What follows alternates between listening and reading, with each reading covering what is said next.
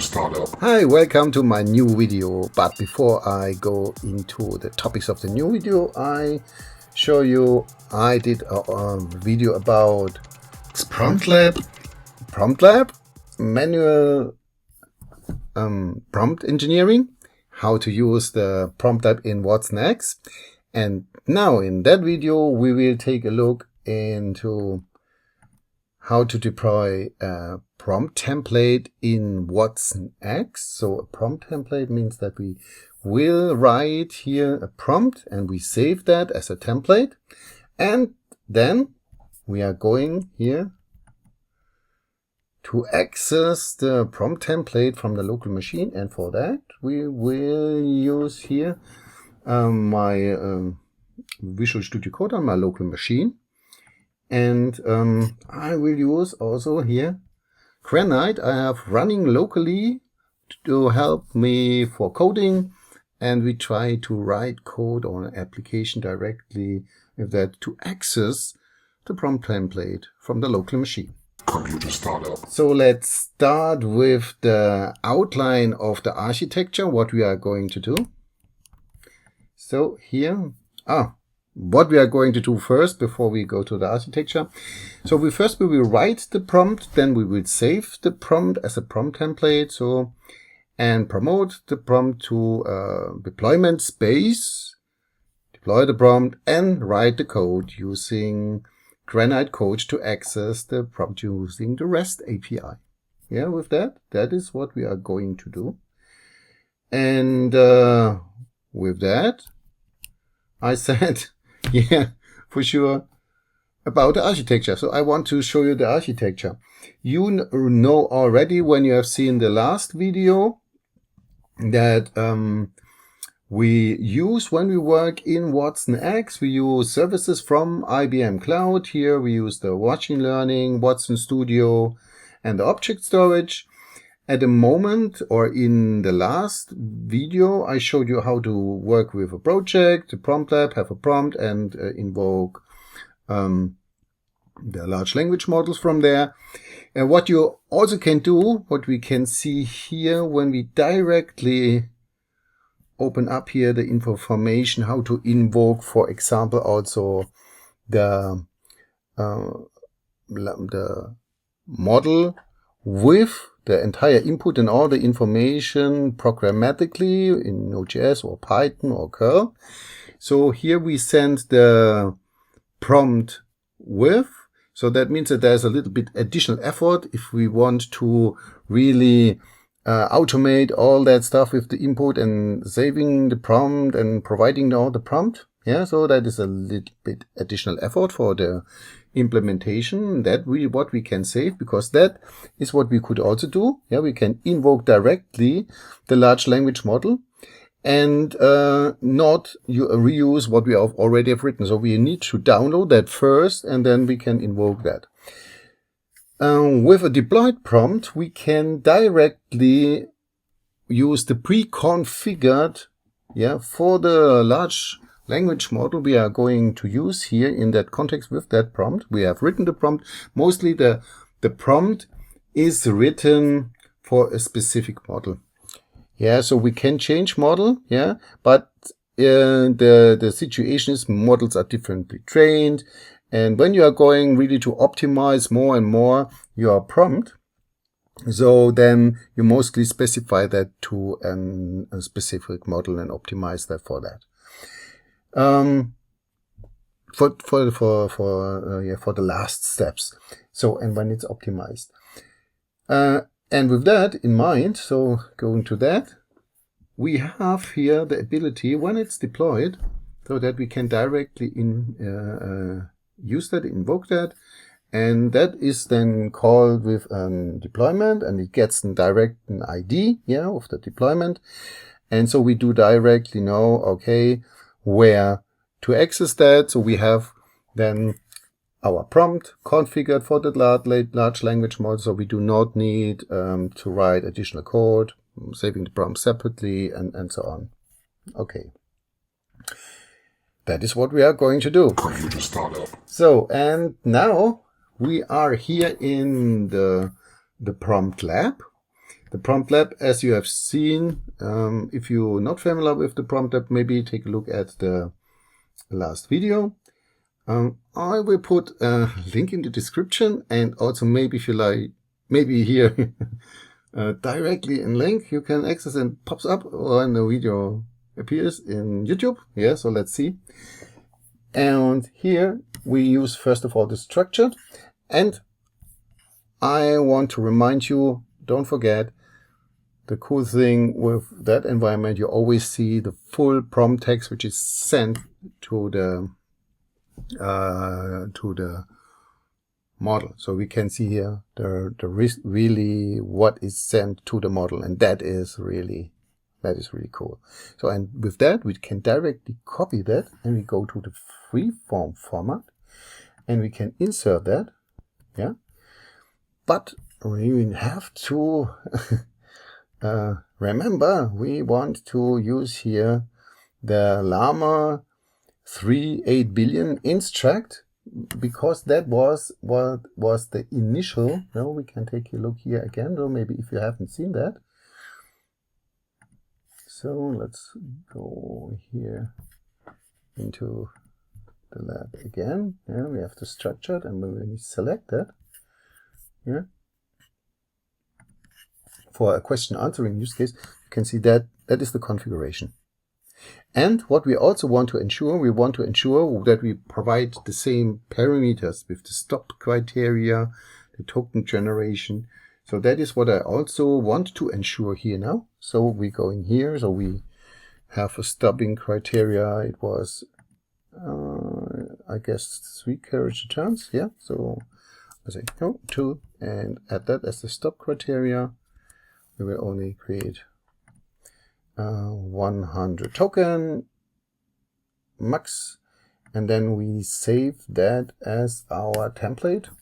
So, and the prompt.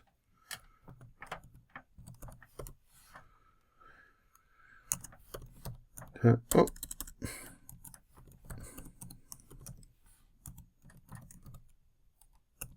From template example is saved, so it's here.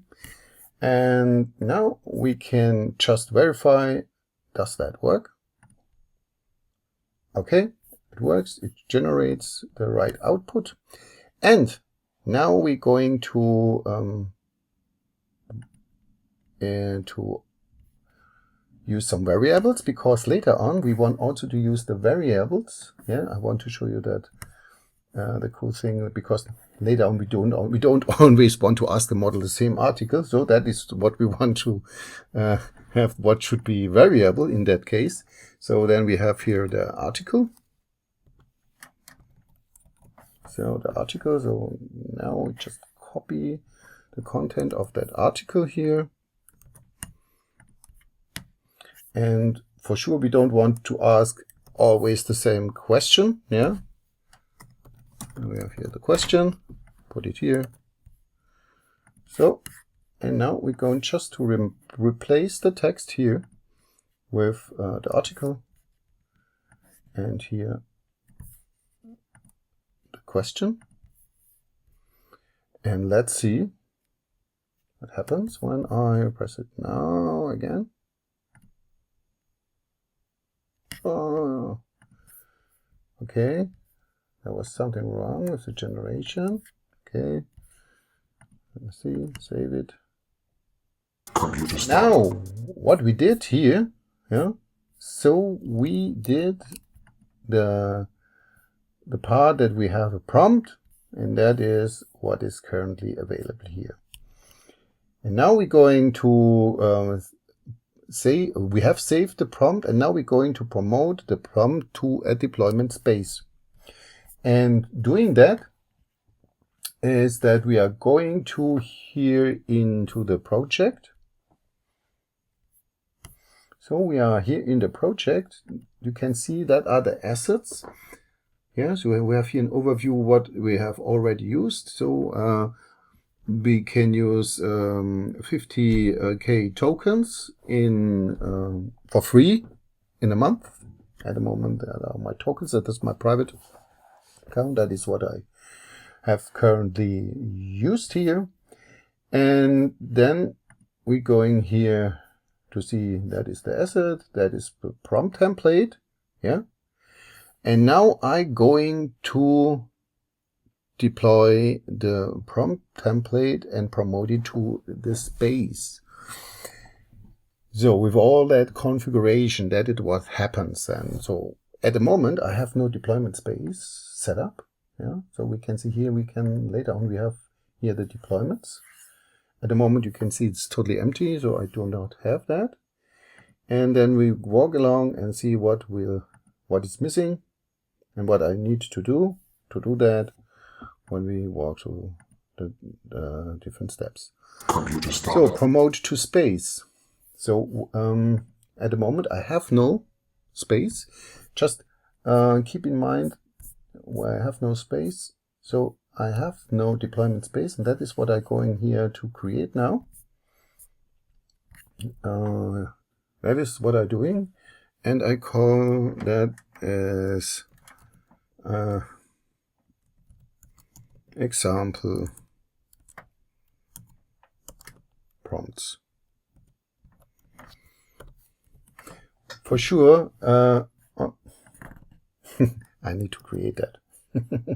So I need to press here the button. That was wrong. So for here, I need, and that is now what you need to understand. Here, a deployment space needs also to know which machine learning service is associated. Yeah, just to keep that in mind. So you can see that here in the diagram. So that is what I did. The project has an association to the Watson machine learning and also the deployment space. With that, we have also you can see here the object storage, the Watson machine learning, what we did, and we can say what is, and we can say, okay, what the deployment stage is. Yeah, that's not for production. That is so for identification for the organization. That is for testing. Yeah. So I create that now. Everything gets prepared. When that is done, yeah, let us see here. So when that is done, we need then to create a concrete deployment. So what that means, that asset now is a new asset in that deployment space, and we will see in that prompt in that deployment space will also look a little bit different. We will see some more information for that, but that will be in a few moments, and then we will put that to a deployment, and from them we can invoke that later. So let's see how far it is. I bridged the gap for doing that, so successfully it's done. So now we see that the promote to space, yeah, the version, that's the current version, what we currently have, it's execute, and now we can say here promote. Okay, that is green, is done, it is promoted. So now you can see what I mean. For that, I need to go to the deployment space, and now you can see here example prompts, the assets. So what you see here now, that is the asset type prompt, that is a prompt template. That is what we have here. It's the prompt template, the details. So that is here. So the details, and now you can see it's a free form. There's no task, and that is really cool because at the moment you can see what is all from that prompt, what is deployed. We can see the prompt itself with the variables. We can see the prompt template information, the model, the input format, the variables again, and some default values, how the configuration was, and the stop sequence. So, and that should, So we should have here everything. Good. Now, Computer with startup. that in mind, now we are ready to deploy it. And that is what I wanted to show you, because that is now, that is different, what we have now here in the space. Now we're going to deploy that. And when we are going to deploy that, we can give that a deployment name. I just use the same name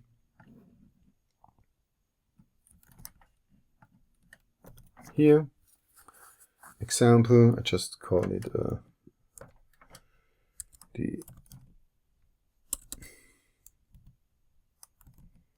deployment, and let's see. Oh, I get a phone call. So I have to pause that just for a minute. Computer startup. So I just finished the phone call, and here now we are back, and we have the deployment is ready. So let's take a look into the deployment. And now we can see here what is available. So now we need to be careful, because we have different endpoints here.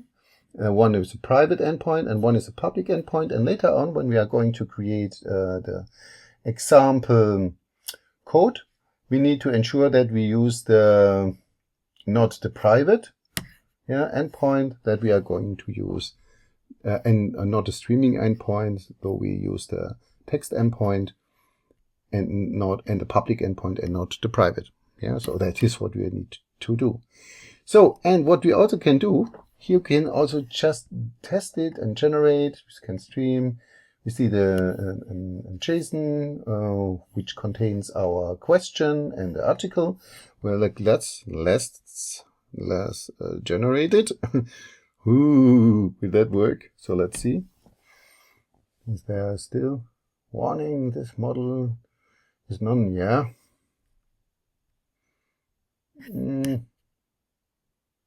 Yeah, it worked. Yeah.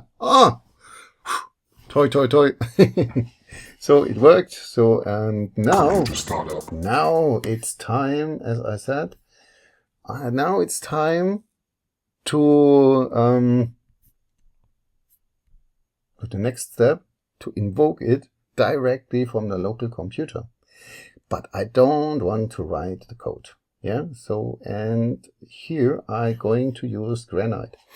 I have installed Granite Code locally. I run the model here locally, so that is the reason why it takes a little bit. But I have it here on my local machine, and I can directly use that. And the important thing, it is open source. It is open source. It is under Apache 2 license. I can use that. It's no problem. I can also save that and use that for production, or here for the example. And I now create here. Let me see. I have a README here. And this was the first what I will do. I will activate my Python environment, because we're going to create a Python application. So, and now we're going to copy and paste here what is the code, the curl snippet. So let's see here, and I will create here a new file. I call it just temp. It's just so here I just for better to see what's there. That is what we currently have.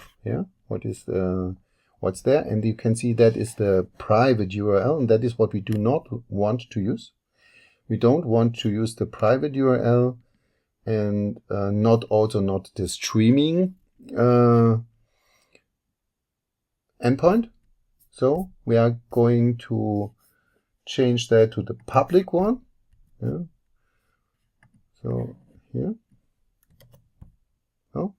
Okay, that is here. And then we got all of the rest. That is okay. And yeah, for sure, I have tested that it works. But it is really cool. So the next step is that I wrote a short prompt for that because write a Python application that implements the authentication and invocation of the REST endpoint. To do this, use the following 2 curl commands and their documentation. So, and I just use that here in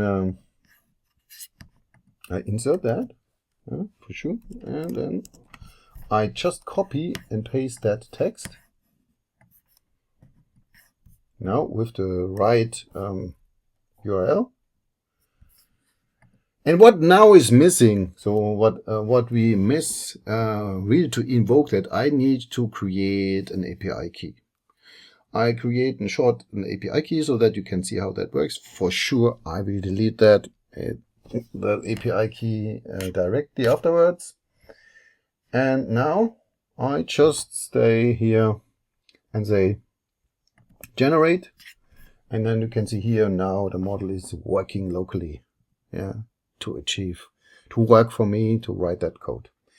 So in that time I will go to the IBM Cloud environment, manage security, IAM access.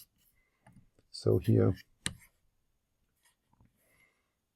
I will generate an API key.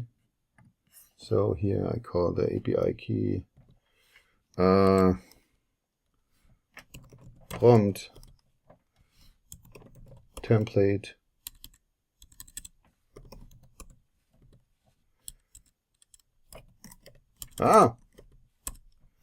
template 2 delete, yeah, and now I can copy that here, but I wait for that maybe, so see how far it is still running. Yeah, oh yeah, it is still running. Oh, it's done. Yeah, so we have that here. Now we can copy. So I copy here the code. So I not only have the text, now I create a new file, call it example.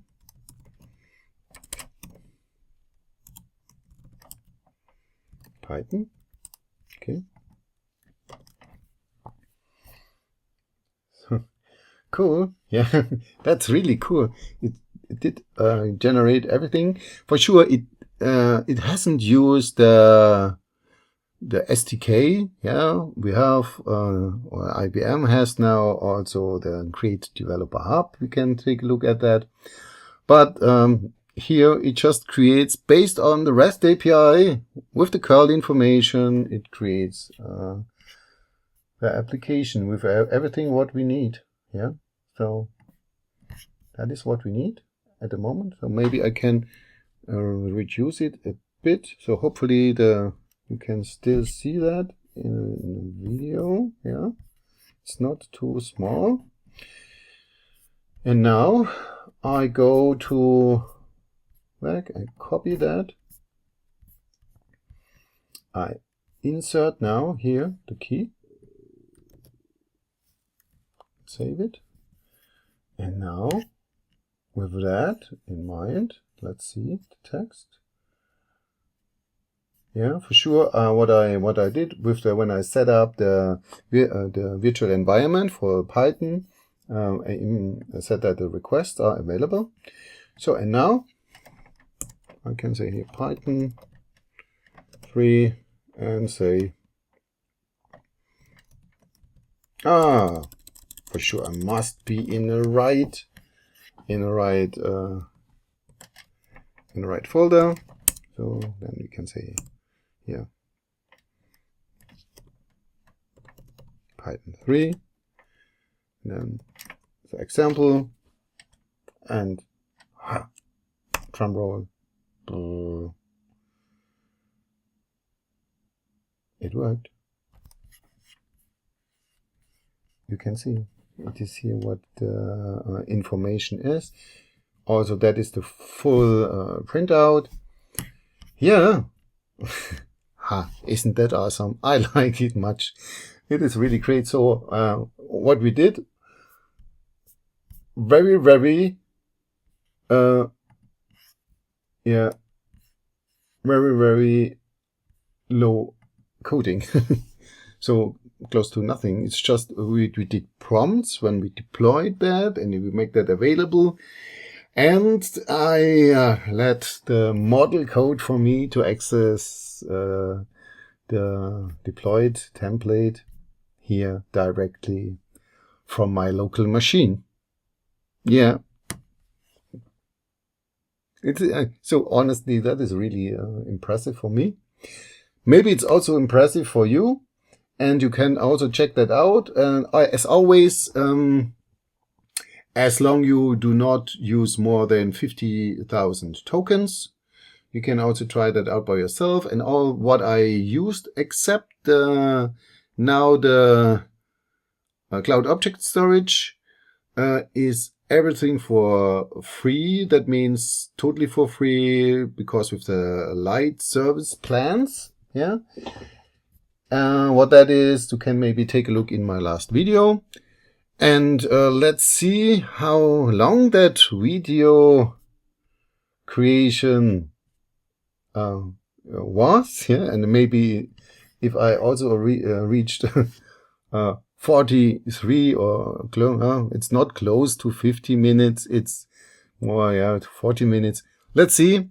And I wish you a nice day, a remaining day, and great that you watched that video. And if you like it, say thumbs up, and maybe also subscribe if you want to subscribe.